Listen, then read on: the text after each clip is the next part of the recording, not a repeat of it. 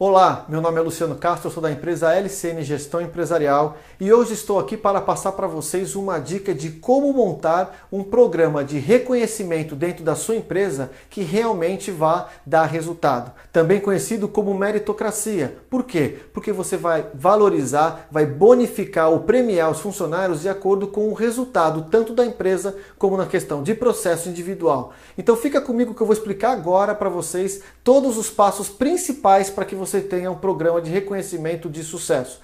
Em primeiro lugar, defina uma estrutura, uma metodologia que vai compor pelo menos esses 4 itens. Primeiro, elegibilidade. Quem são as pessoas que podem participar do programa? Um exemplo para explicar esse ponto é a questão de pessoas que são contratadas durante o processo de apuração, durante o período de apuração. Então, quais são as regras para essas pessoas? Vai ser 100% do método? Vai ser só parcial? Vai ser só a questão do desempenho individual? Isso é um ponto que tem que ficar claro. E as pessoas que são, de repente, desligadas do processo durante o período de apuração? Elas vão ter direito? Não vão ter? Crie sempre um senso de justiça e um equilíbrio para a empresa e para o funcionário, porque isso cria credibilidade dentro do processo. O segundo ponto é o fator recompensa. Como é que você vai definir o valor de bonificação, o prêmio efetivamente? Pode ser quantidade de salários da pessoa, como por exemplo, vamos imaginar que a bonificação vai ser em até, vou explicar daqui a pouco, 2 salários para a pessoa que tiver os desempenhos desejados dentro da organização. Mas de repente eu quero colocar para os gerentes, diretores, uma bonificação maior devido ao nível de responsabilidade. Ok, você define por estrutura e coloca de repente para a diretoria 3 ou 4 salários. Quer começar pequeno, para fazer um teste, ver como é que é a aceitação, coloca pelo menos um salário de cada função. Então você vai ter o ganho proporcional ao valor de cada função dentro da organização. O segundo ponto é o período de apuração, que seria de quanto em quanto tempo você vai avaliar o resultado da empresa, dos processos e individual. Então, por exemplo, vai ser anual e aqui fica uma dica. O anual é interessante, mas você intercala, por exemplo, com o dissídio, que é aquele aumento obrigatório.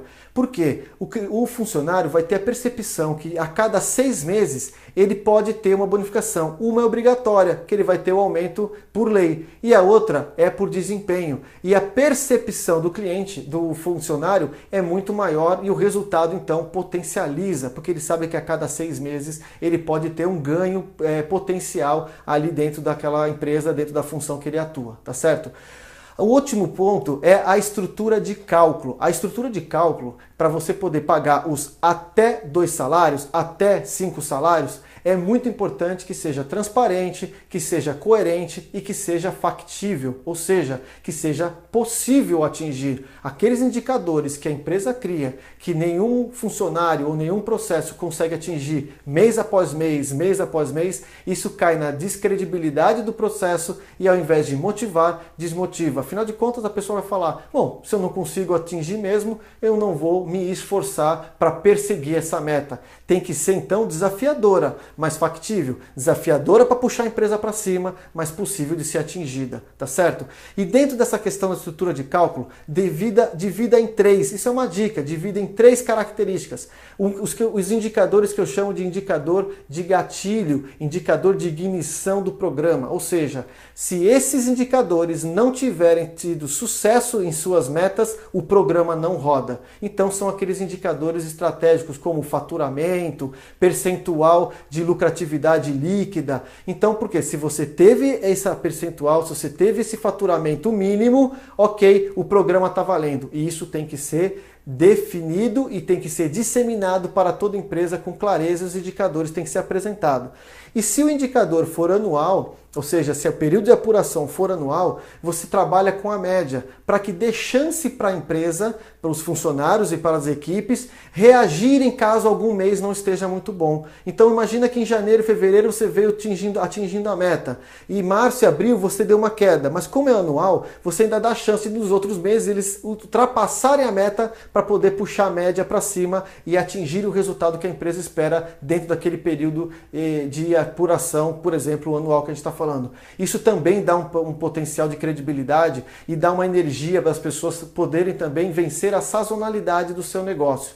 Então esses 3 itens tem que ser o estratégico que eu falei, depois os indicadores de processo, que ainda é coletivo, mas define a ponto em questão de estratégia de cada processo para que esse indicador estratégico seja alcançado. Então você vai ter indicadores de compras, de vendas, de produção, de produtividade, na parte de savings, na parte da qualidade, recursos humanos. Então você vai definir indicadores de desempenho para cada processo e vai fazer uma amarração.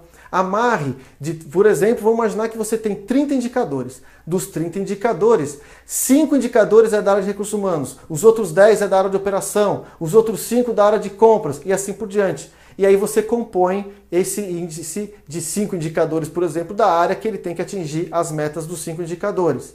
E por último, o desempenho de performance. Performance aí sim individual. Como é que você vai fazer uma avaliação individual? Uma sugestão que a gente dá, por exemplo, se você tem um sistema de gestão da qualidade estabelecido, cargo bem definido. Então lá na descrição de cargo você tem as responsabilidades, o que a pessoa tem que fazer, quando que ela tem que fazer, que relatório, que ponto que ela tem que controlar, onde ela tem que tomada de decisão. E aí o gestor dessa pessoa e a própria pessoa façam a avaliação dentro desses requisitos da descrição de cargo. Mas isso eles fazem separado. E aí uma vez por ano eles se encontram para fazer o alinhamento do entendimento. E muitas vezes acontecem umas coisas interessantes. Às vezes o gestor acaba pontuando melhor do que a própria pessoa se pontua. E aí tem esse alinhamento para saber quantos % ele atingiu no desempenho referente às suas tarefas individuais. Então você vê que dos 100% que a empresa tem, que são os 3 indicadores, você vai quebrar em 3 critérios principais. Os estratégicos, que eu chamo de ignição, os de processo de desempenho, que ainda é coletivo, e o de performance. E aí, lembrando, se você definiu, por exemplo, que vai ter 2 salários de bonificação uma vez por ano, você pode dividir esses 3 em percentual. Somente os estratégicos. Então, se a empresa tiver a lucratividade e tiver a questão do faturamento mínimo exigido, que são os indicadores de ignição, todo mundo já tem direito a 20% daquele fator de recompensa, por exemplo, um salário. Então a pessoa vai receber 20% do salário dele só pela empresa ter atingido o resultado. Esse é o primeiro incentivo. A partir daí, passa a ser totalmente resultado ou de processo ou pessoal. Aí você vai também atribuir os outros 80% distribuído nesses 2 índices, o de performance individual e o de processo coletivo daquela equipe, tá certo? Então, primeiro, para fechar esse processo, tem que ter comunicação, tem que ter treinamento, data de início e data de fim. Cada período de apuração tem que ter começo e fim, e no final, quando você apura, você inicia um novo projeto de recompensa. Inclusive para você poder ter chance de revisar os fatores de recompensa, o período de apuração, revisar alguns indicadores. Então você tem começo, meio e fim para a apuração. Muito treinamento, comunicação e transparência. Todos os indicadores que você criou para o fator de recompensa têm que ser claros e as pessoas têm que acompanhar mês a mês. Caso contrário, a subjetividade, se eles não tiverem certeza do que está sendo proposto, do que está sendo medido, isso vai cair em descrédito e você, em vez de ganhar confiança, vai ganhar uma desconfiança e desmotivação da sua equipe, e aquilo que era para agregar valor acaba indo tudo por o ralo abaixo. Tudo bem, pessoal? Essa é uma dica, espero que vocês tenham gostado. Dá um curtir aqui na página, faça um like aí pra gente saber se vocês estão gostando do conteúdo. Deixe sua dúvida que a gente vai deixar mais dicas para você implantar dentro da sua empresa, dentro de gestão empresarial ou gestão da qualidade. Um abraço e até o próximo vídeo.